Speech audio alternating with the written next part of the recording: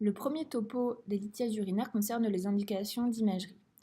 Tout d'abord, le calcul se forme dans les voies excrétrices intrarénales, puis il va migrer dans l'urtère jusqu'à arriver à un endroit de l'urtère où il sera trop gros par rapport au calibre de l'urtère et donc il va bloquer.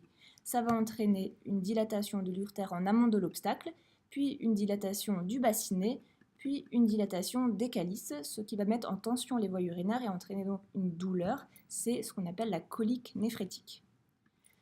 L'imagerie est réalisée en principe dans les 48 heures, sauf en cas d'un terrain particulier tel qu'une grossesse, une uropathie ou un rein unique, ou en cas de signes de complications, à savoir une fièvre, une anurie ou une hyperalgie. Dans ce cas-là, l'imagerie sera réalisée en urgence.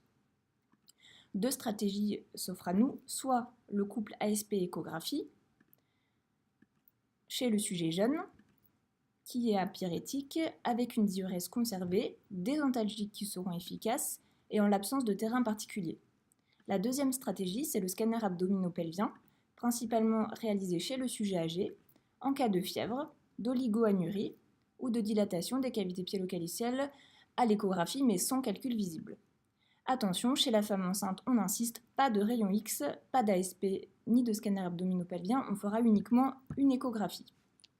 Prochaine étape, la sémiologie radiologique, je vous remercie.